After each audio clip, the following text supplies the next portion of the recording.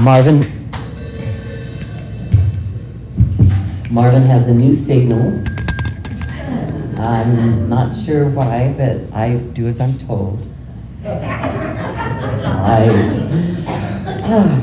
Aikwi, greetings, salutations.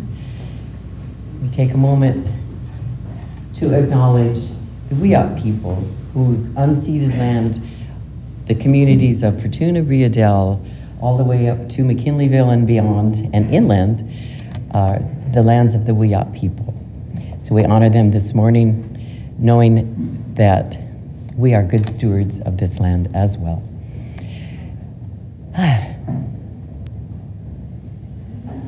Olabis cha'apeket alapente.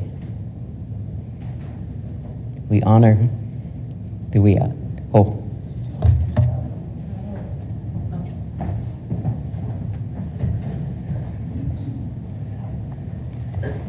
I figure in light of the way things seem to be in the world, we need a few more angels getting their wings.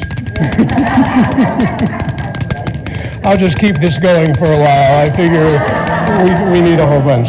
Good morning. Welcome to the Center for Spiritual Living. My name's Scott. Please keep your hands and arms inside the service today until we reach a final destination.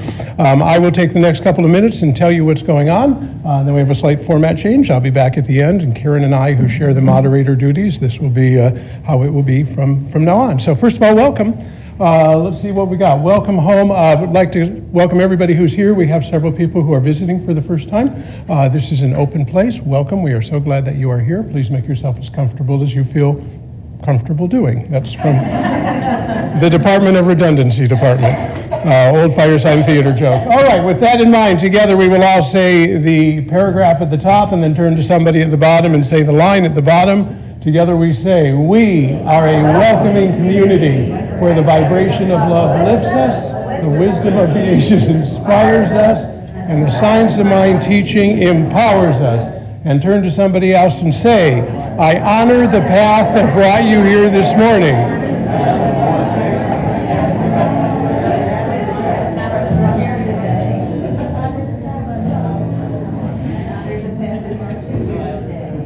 We'll put our weekly schedule on the screen to see everything that's coming up. We've got a busy period ahead of us, and you can see on the screen what's going on. That's the overview. We'll delve into a little bit more detail. First of all, what was supposed to be last Sunday, which now will be next Sunday, will be our annual meeting. We deferred it because our Zoomers, welcome Zoomers, nice to have you back, because our Zoomers were not able to get on last week, and we want them to be part of it too. So I don't know if we have a slide for the annual meeting, but there we go. Annual meeting, okay. We will. I have a question. You have a question? You're in charge. I want to know, last week when we were supposed to have the annual meeting, we were going to have food afterwards, a little gathering. Do you want to do that again next Sunday? Yeah. Oh, yeah. Okay. Yeah. All right. I'm not going to order pizza, though. This will be a straight-on potluck. So everybody bring what they want to eat. Because we'll be meeting in here, and then we'll go so that the Zoomers can be part of the annual meeting, and then we'll go in the social hall and enjoy ourselves and eat and food. All right. And Angelica has just asked one of the questions that never needs to be asked because the answer will always be obvious. Do you want to have food? No food. And we don't want to have fun either, and no camaraderie, please. Okay, so that's our annual meeting. We also have yoga with Kathy Goodman, which is a weekly event, but I believe Kathy, is she back? She will return. I do not see Kathy today. Okay, well, Kathy will... She's here Monday. She was here last Thursday. Okay. I'm so happy to be in my class again. So is my body. So Monday and Thursday. Okay. 11 a.m. Monday. Ta-da! Yay! How often does one walk into a room and get a cheer? Not often enough. Okay, our highway cleanup is taking place, and Max, where are you? Max had a couple words he would like to say. Come forth, please. Come hither. Rocking down the highway? Good morning. We had highway cleanup scheduled last month. Of course, we had this great gift of rain. And whenever that happens, we just delay it till the next meeting. We don't try to pick up. But anyway, our next cleanup is going to be next Saturday, and I think it's the 11th or something like that. And we meet at Hole in the Wall in Arcata at 9 o'clock. And if you have any interest in joining us, it's great activity. Let me know. And thank you. Thank you, Max. Thank you for doing that for all of these years. New class starting up, not this coming week, but the following week, the Essential Earnest Homes. I believe this is an accredited class for those people who are interested in moving forward to become practitioners. And if you're not, it's still just a fascinating class. There will be a Wednesday morning one, and there will be a Tuesday evening one, depending on how many people sign up. I know I have signed up, looking forward to it. If you haven't got to learn about Ernest Holmes, who was the founder of this spiritual philosophy, you really need to. It will just, I believe the expression is blow your mind. Some of his concepts and thoughts, which make so much sense, just laid out in front of you, and you go, oh my goodness, I never thought of that. So the class will be Wednesday morning, Tuesday evening, depending on how many people sign up. Sign-up sheets are over there next to Edward. Next up, we have got the bookstore. We have a lot of items for sale on the bookstore, including Namaste t-shirts. Wonderful. If you would like to buy something from the bookstore, it's in the other room. Please see the list of people who are posted who can help you. Excuse me? The shirts are soft and they were donated by Eureka. Oh, okay. The shirts are soft and they were donated by Eureka. All right. Let's see, Little Pantry. Our Little Pantry needs to be fed. We support our community regularly. The Little Pantry helps do that. If you can donate any non-perishable foods, specifically those on the list, but any that are non-perishable in cans or those containers, please donate them on Mondays from noon to 4. Walk in Awe is here, and she will be glad to accept the donations and put them in the box later. I will be returning in but a moment after Angelica and everybody does their thing. But before I do, let's introduce this month's theme, cultivating. Yes, we are the authenticity cult. We sincerely believe in our cult. This is our theme for March. I tried to make it a little spring-like. Tried to make it a little spring-like because I'm starting to feel that spring is right around the corner now. So I wanted to have something that's kind of nice there. And our theme for is cultivating activity, our contemplative meditation. That's what I meant. I'm glad you were all paying attention. One of us needs to. The contemplative meditation is led by Karen Blakely, with Jackson doing the music. Karen will do a reading, Jackson will do some music, we will meditate, and then Angelica will follow afterwards. You know me, I'm not going to leave the lectern. Always have to keep it, always must be peopled. Good morning. So for our reading this morning, I got it out of this beautiful book, The Invitation by Oriah Mountain Dreamer. If you haven't read her books, very powerful. They're beautiful. And so this is a little long, but I thought it spoke very well to what our theme is this month, and so I wanted to go ahead and share it with you all. It doesn't interest me what you do for a living. I want to know what you ache for, and if you dare to dream of meeting your heart's longing. It doesn't interest me how old you are. I want to know if you are willing to risk looking like a fool for love, for your dream, for the adventure of being alive. It doesn't interest me what planets are squaring your moon. I want to know if you have touched the center of your own sorrow, if you have been opened by life's betrayal, or have become shriveled and closed from the fear of further pain.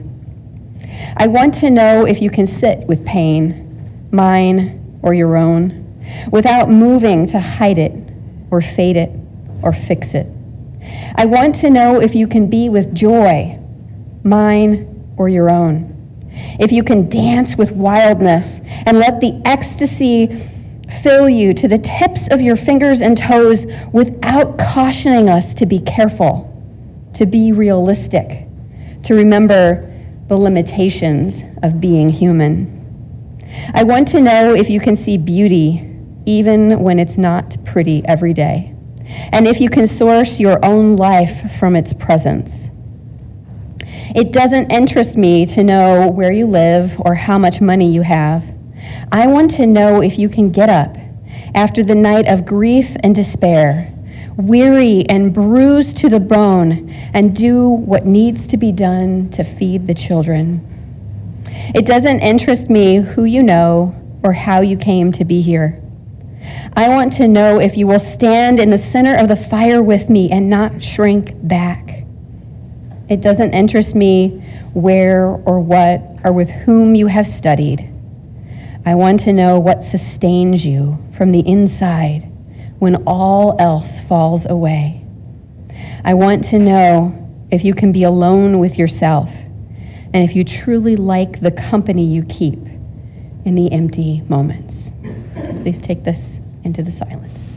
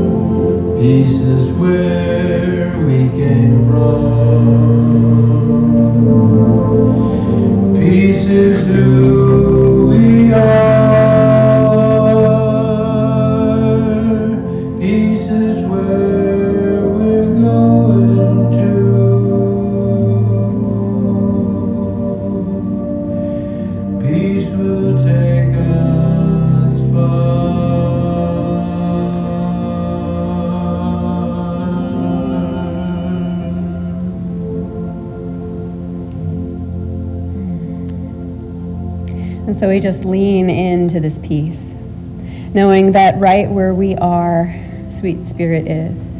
Because there is only one power, one presence. I call it God, I call it good. And I know that it expresses in many ways that includes love and wisdom and grace. And so I speak a word for myself and for every person in the sound of my voice this day, affirming that right where we are, God is, because we are one. There is no place where God ends and we begin, each one of us simply tiny drops, expressions of that one, having this human experience. And so I speak a word this day knowing that love leads the way. That as we authentically walk out into the world, that we are shining the light of the divine because we are this. That right where we are, peace lives. that right where we are, grace is. That it is in this space that we have the power to change the entire world, spreading that love and light until transformation takes place.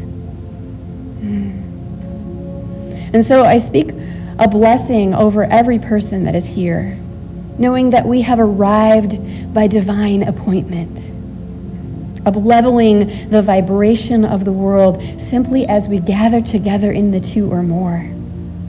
And so I bless everyone who made this service possible, all of the music and the music ministry, and beloved Reverend Angelica, knowing that every word, every note, every vibration is the divine in action. For this and so much more, I am so grateful. As I cast these words forth into the law, letting them go and letting them be, knowing that Sweet Spirit has already said, yes, beloved ones, yes. And we know and affirm this together by saying together, and so it is.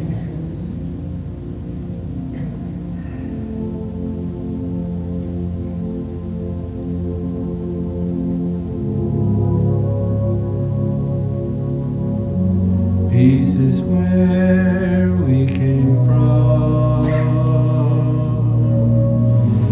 Peace is who we are. Peace is where we're going to. Peace will take us far.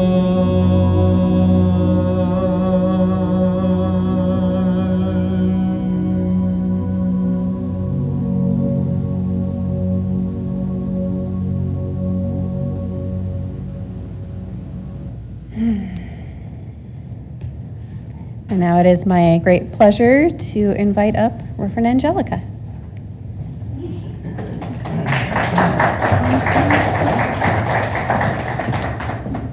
Thank you very much, Karen and Jackson. That was wonderful. Good way to start things out. So obviously I'm not Casey Wilson. She's much taller than I am. But yesterday when I got this crazy, I got cat hair in my mouth. Must be from my sweater or something, I don't know. Anyway, yesterday I got on my phone, I got this new app. I downloaded this new app on my phone that tells you when it's going to be raining, etc. And it started giving me little noises, and I'm thinking, what the heck is this? And it was all about a severe weather alert, it said.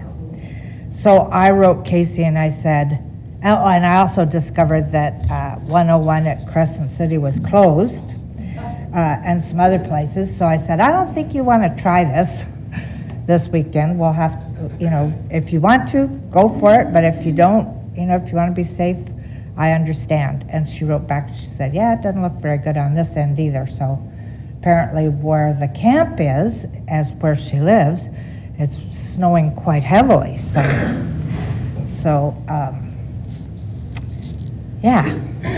here we are. So we're in our third month of this year, and our year's theme has been walking our talk. And so in January, we investigated the basic teachings that we're using to be able to do that, to walk our talk. And we also, last month, examined the power of love and how that applies to us as we're walking our talk. And this month is about authenticity, cultivating authenticity. Brene Brown, in her, most of her writing actually in her work is about authenticity, cultivating authenticity and vulnerability. And some of us don't like that idea of being vulnerable. And yet, as we've been studying her books and book group, etc., we've realized that being vulnerable has a lot of power in it. It's about really allowing ourselves to be authentic. And in the book, The Gifts of Imperfection, she says, Authenticity is the daily practice of letting go of who we think we're supposed to be and embracing who we are. Letting go of who we think we're supposed to be. You know, throughout my 37 years or whatever it's been of being a minister, there's been a lot of times of where I really had to look at what do I think they think I should act like. And the hippie part of me, the old hippie, said, screw it. You know? In fact, I used to, in Hawaii, I would never wear my shoes when I talked. I mean, it was just something that felt sacred to me to be standing on holy ground in a way. And I've done that a few times here, but mostly it's too cold. And one time I went to a Asilomar when we used to have the yearly Asilomar conference, and Dr. Kennedy Schultz, who was the president of RSI, Religious Science International at the time, called me the Earth Mama, and said that, and even said during his talk something about, you know, how something that was negative about it. And I remember feeling like getting really vulnerable at that point and feeling like I had not been doing what I was supposed to be doing according to the rules. And luckily for me, though, it didn't last very long because other people came up to me and said something about, you're so real. That's what we love about you. You're so real. And I've heard that over and over again throughout the years, that I'm just so real. Well, I'm not. I'm just being who I am. You know, I happen to love what I do. I love my vocation. It's not my job. It's my vocation, which is a calling, right? I would do it regardless. I mean, in old journals, I remember reading way before I even thought about being a minister that my purpose was to listen and to see the light in people and to help them turn that light back on. And I still feel like that's my job. So in this idea of cultivating authenticity, that line about letting go of who we think we're supposed to be and embracing who we are is really important. It's important for all of us. So I have a couple of points, 3 of them. So the first thing we want to do is really cultivate an awareness of who we are. I think sometimes we get into a place where we're doing, being what we think the others think we're supposed to be, and we've done it for so long that we've forgotten who we are. And I know that in those times that I've allowed myself to do that, then it's like there's this hole that develops inside of me that wants to be filled. And so then I fill it with other things. Some of you might have things that you've filled that hole with. It could be alcohol, it could be drugs, it could be all kinds of things. Being an old hippie, you know, mine was marijuana at the time. I never tried any other. Oh, well, I did try some other drugs. I tried LSD. But we have to cultivate an awareness of who we really are. So think about this for a moment. From the moment we were started, let's say, we were living in a nice, warm, and comfortable environment where everything was provided for us. And then all of a sudden there was a lot of pain and motion, and we got shot out into this world of light and color and other people's beliefs. And I have a feeling that when we're in the womb and we're just growing and being who we are, that there might not be anything except, oh, look, I have fingers or toes, or, just a sense of curiosity about the whole experience. And then we get shot out into this world, and the doctor maybe slaps us on the bum and says, oh, it's a boy, or it's a girl. And suddenly, every belief in the race, in the collective consciousness of humanity that has to do with the whatever sex we've been declared gets slapped on us. And it's almost like bandages, in a way. And then perhaps our parents were white Anglo-Saxon Protestants, and they had certain morals and everything. I was born in 1948, so there was more morals than there seem to be today. They're just different morals, right? So all of that gets wrapped onto you. And then as you begin to grow up, you're told, be like this or don't be like that. And you're supposed to meet the expectations of others. You're supposed to meet the expectations of your parents, of your teachers, of your grandparents, of your friends, everybody. And so we learn really quickly that we could get those people that were caring for us to respond to us if we did what they said. If we allowed ourselves to be who they wanted us to be. Don Miguel Ruiz refers to this process as domestication. Isn't that an interesting word? We got domesticated. So our authentic needs became less important than making the people around us happy.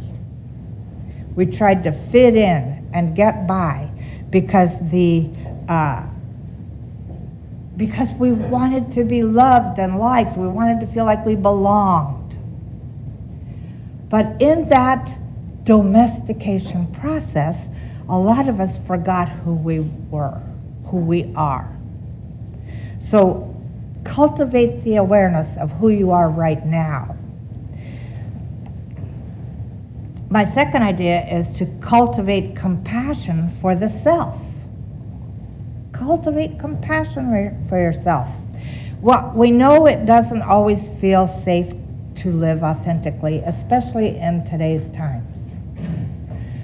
With the bills that are being introduced in various states' congresses about not allowing trans children to participate in games or even have medicine or be and have their lives enhanced by the medical field or all of that, that makes it dangerous to have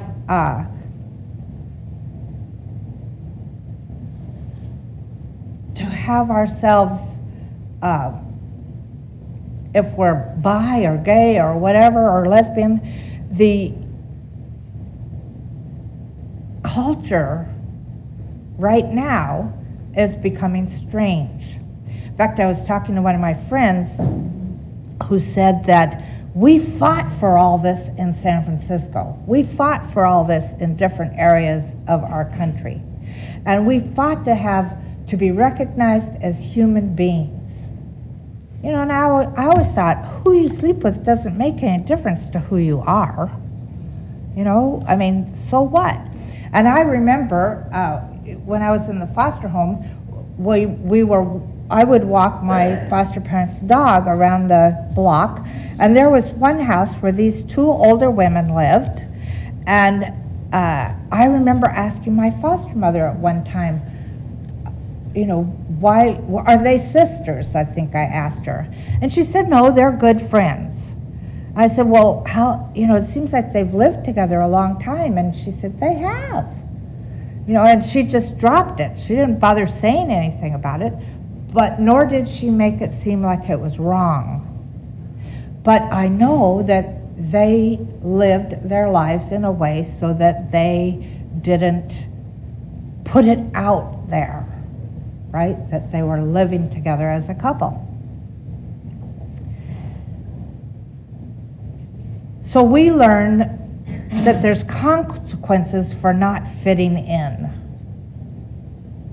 And now as adults, some of us have carried the effects of those consequences with us into this day and age, and it seems like it's coming out that there's even more consequences, and this just isn't right. It's not right. However, our instinct to survive is so strong that we should let ourselves be authentically who we are, regardless of what's happening in the world. Maybe, I don't know. All I know is that there seems to be, or there has been a need to hide who we are authentically because we're afraid of being rejected, or we're afraid of not being enough, or we're afraid of being abandoned. There's a lot of fear going on. Yeah, physical, yes, physical damage. We might be afraid that we're unlovable. And yet the truth about us is, as Dr. Holmes says, your soul belongs to the universe. Your mind is an outlet through which the creative intelligence of the universe seeks fulfillment. The self that we really want to cultivate and to live authentically is the self that is who we really are. Spirit. Spirit manifesting as humans. Spirit is no longer out there or any way separate from us. It never has been. We just thought it was. And so we're moving back into that place where we really recognize that who we are and who we love and how we behave and everything, as long as we're being authentic to our soul, then we're in the right place at the right time.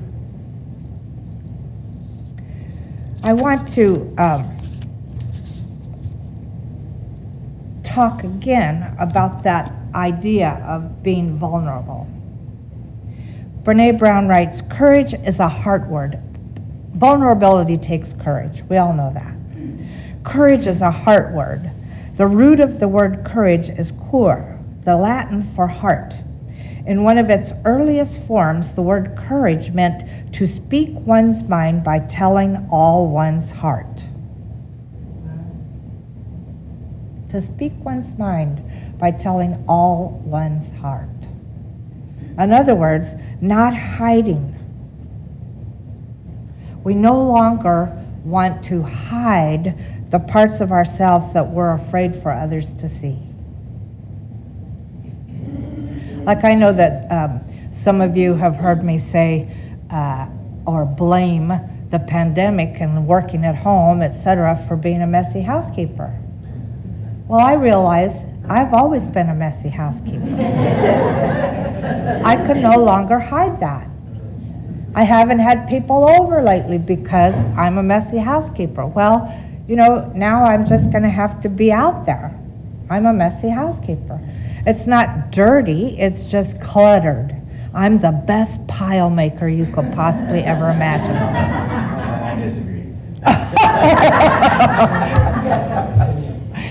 But you know what?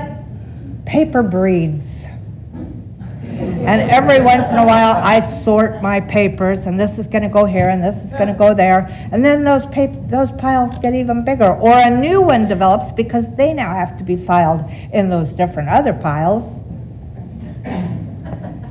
So I have to be vulnerable. I have to be courageous in allowing myself to just go, okay, so I'm not the housekeeper my mother told me I should be. Many of you know I had a very interesting childhood, which means thank God I lived through that. I ended up being the housekeeper in a lot of, my mother had a housekeeper, but if there was something that needed doing, like the kitchen floors needed washing and waxing, I ended up doing it. Lots of different chores like that.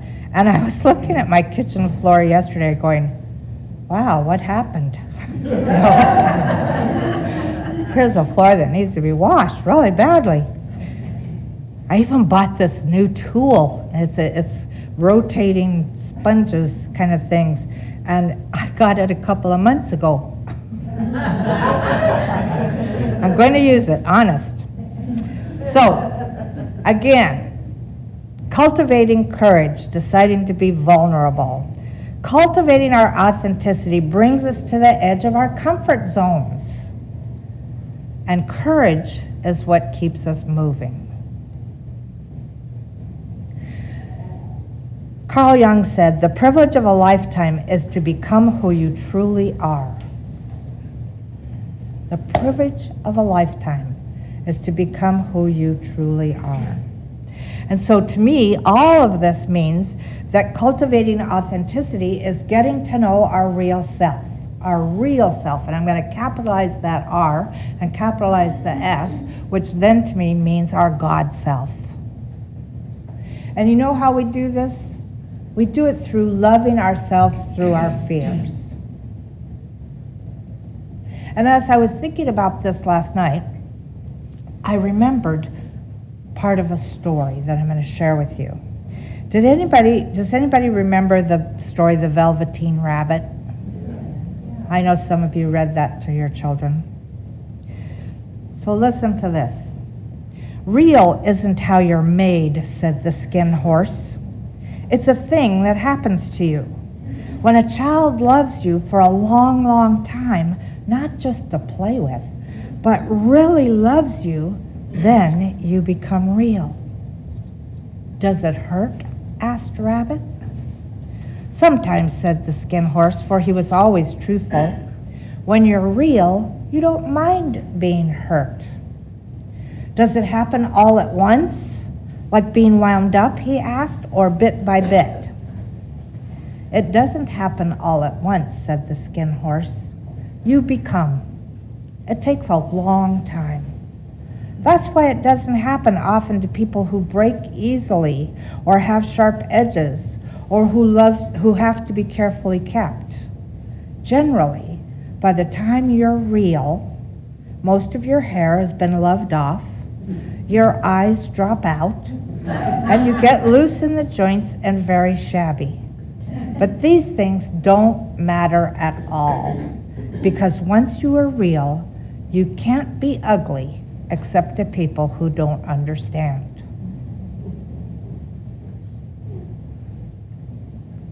To me, this story meant that it doesn't matter how old I am, it doesn't matter how old the people I hang out with are, it doesn't matter what we do for a living, etc., like Karen brought up in her reading. None of that matters.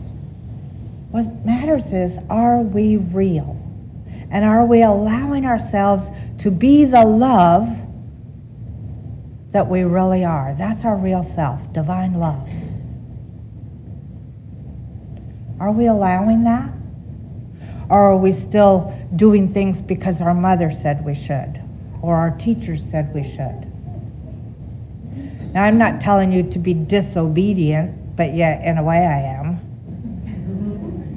I'm telling us to be true to ourselves, to cultivate courage by deciding to be vulnerable, to cultivate compassion for ourselves when we're not real, to cultivate awareness of who we truly are, and that who we truly are is an expression of the divine. Some people might think, oh, well, that's not right to say, oh, I'm God. Well, Jesus said, if you've seen me, you've seen the Father. If you've seen me, you've seen God. If I see you, I see God. Because that's all there is. One of the main tenets about this divine energy that we call God is that it's omnipresent. That means that it's absolutely everywhere, in everything. It doesn't stop when it gets to us and leave a little open space for us. It is us. And yes, you have to be vulnerable to really experience that godness. But you know, after a while, it's not a painful kind of vulnerability. It's a delightful kind of vulnerability. Realizing that absolutely you and everyone in your experience and everything in your experience, it's all God. And God is love. So as we go through this month, I know that each one of us is going to remember that who we are is divine love in action. So let's have our affirmation. Let's say this together. I feel the pull within me to cultivate my authentic self as I move through this period of life. I know this is the best way to share myself with the world, and I am committed to that end. And I thank Claudia for being our affirmation writer this month. And let's go into prayer or treatment.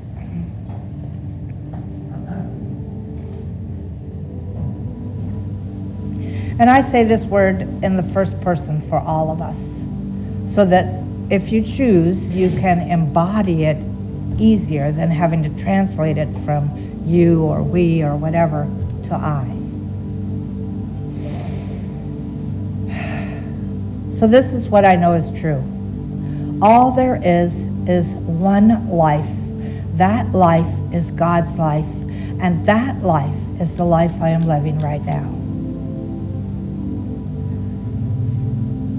As I open myself up to experience this at an even deeper level, I allow myself to become vulnerable, to have the courage of my heart to step out in my authenticity. I let myself let go of all that I might have been dragging with me into this experience.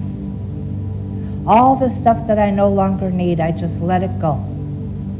And I see myself as whole and healthy and complete. I see myself as an excellent embodiment of the divine. I see myself as one who loves and is the beloved in whom God is well pleased. I know that this life is a journey, and so I allow myself to make this journey on my own terms. No longer thinking that I have to do anything or be anything because somebody else said that it was right. I let myself be fully who I am, authentic in every way. And I know that as I choose this, the whole universe rushes forward to make this my reality. And I know that this does not need to be hard. It can be easy. The universe blesses us and nourishes me and us with love continually. And knowing this, I know the power of the word, and I also speak this word for our country, in fact, for every country in the world. And I declare that instead of hatred, there is compassion. Instead of political games, there is a willingness to let everyone live their life as they are, real. I know that there's peace in this world, and it's been created by love, by compassion, by kindness. And I'm so grateful for this. I'm bringing it back to us here this morning. I know for each one of us that this week we have an opportunity to allow ourselves to be compassionate with ourselves. We have the opportunity to open ourselves up to be more authentic, to be real. And how grateful I am for this. How grateful I am. How grateful I am to know that the universe supports us in every way. And so I celebrate all of us as divine emanations of love and light. And this is a good thing. It's a God thing. And I release these words into divine law, knowing that they are so, and so it is. Take a deep breath.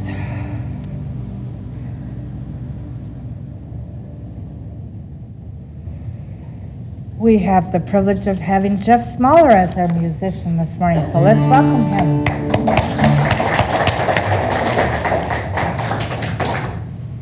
I was wondering what to play today, and discussing this with my wonderful wife last night. I've had wives that weren't so wonderful, but this might be And I told her what I wanted to play, but it's by my favorite musician. She says, "Of course you are." I said, "What do you mean?" She says, "You're going to play that song because it's you. You've learned it since the moment it came out. I learned it in 1970. It's still pretty much my favorite song by my favorite musician."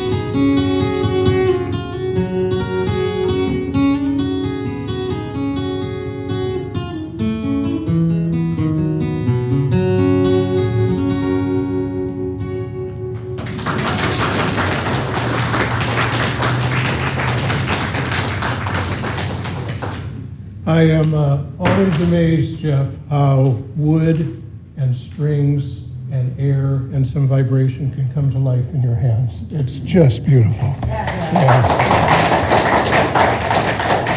One might go so far as to say it is what the universe does. String and wood and vibration can come together in a beautiful form just by that. Alrighty, so I'm kind of new at this part here, so we're just kind of wing it.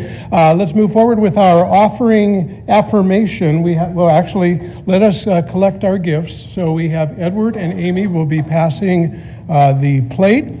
Please give as you feel appropriate. This is what supports our community. And by the way, we always need volunteers. The center does not run on paid people. That would be 1.5 people.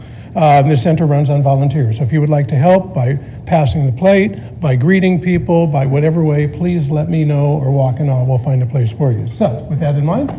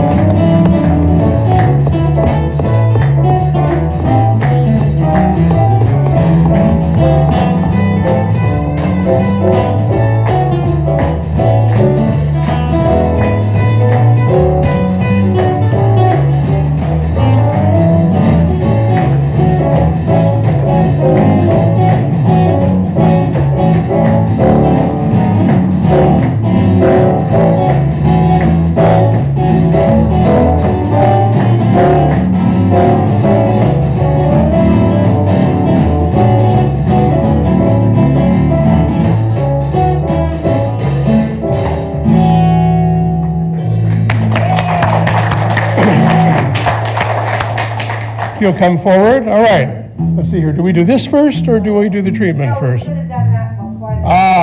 Okay. If you'll go back, walk it all back. Be like the rewind in my play. Let's together say, I gratefully give from the fullness of my abundance, knowing my gift blesses this center, all in it and beyond, and so it is.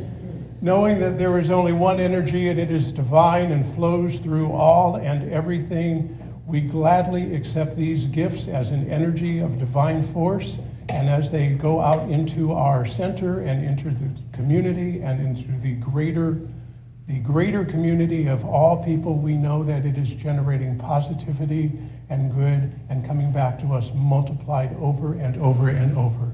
And for that, we are so grateful and release this into the universe. And so it is. All right. And let's try this. Oh, the community statement of inclusion. We would like somebody to come forth.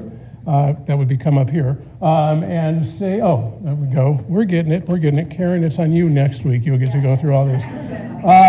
Do not forget, if you cannot pay here today, if you are a Zoomer, if you would just like to add more, the address for how to give a donation to the center is right there on the screen. You can send a check. You can go to eurekasom.com and pay via PayPal. If at all possible, use friends and family, which means it comes out of your checking account and not out of your credit card. They don't do that, so disregard that completely. Just do it however you can do it. It says it right there. I know I'm reading that. But if you do it from your checking account or from your PayPal balance, I believe it lowers the cost, because that's how I've been doing it. That said, who would like to come forward and read our community statement of inclusion? This is your big debut. It'll be written up in the paper. Karen, if you would be so kind as to come forward. So Karen will read the community statement of inclusion. At the end, you will see the line is bolded. Kathy, excuse me. We will end. One underneath there. Oh, looky. Okay, Kathy. Oh, good. There we go. And at the end, the last line is bolded. Please, everybody say it together. Kathy, it's all yours. I call everybody Karen. I don't know what it is. I'll be Karen, too. The problem is when I call my wife Karen, that becomes a little iffy. I want to say the title of this is the Community Statement of Inclusion. And I listen to a lot of politics, and I just go, how is this going to come together? So each one of our, is this better? Okay. Each one of our consciousnesses opening to some really difficult places and minds when we just go, how could you possibly think that way? You know? It's just a really amazing thing that this center is here and it's so good on its values. Every week, I'm so happy to be here.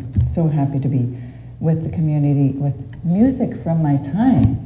It just makes such a difference. Oh my God. So we, the Eureka Center for Spiritual Living, are a community that celebrates diversity, celebrates it, fosters inclusion, really stands behind it, champions inner work, it's the best, and creates space for brave, vulnerable conversations. Wow, I love those so much. I celebrate them all as many times as I can. We are a community that honors the unique emanation of God that each person embodies. Sometimes not that easy to see, but it's there. And advocates with people for human rights and dignity for all. Dignity for all. We are a community that blesses each other and sees sacredness in all life. Wow. We remain learners and listeners so that we may grow together, and we understand that oneness is not sameness. We're all unique. We know that our beloved community is revealed more fully when we love each other well.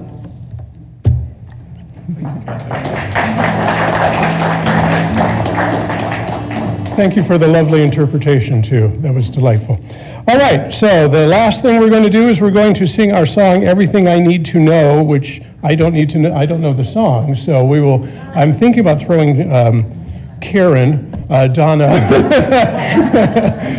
under the bus and seeing if Donna would come up here and lead the song, hoping you know it.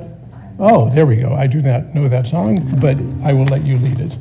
So you can stand or sit if you would like and sing our song together. Thank you.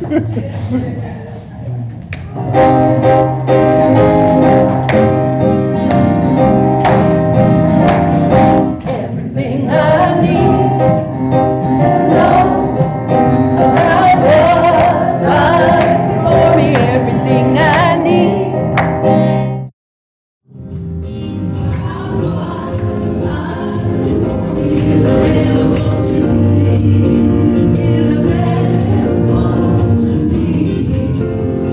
Mind of God within me, everything I need to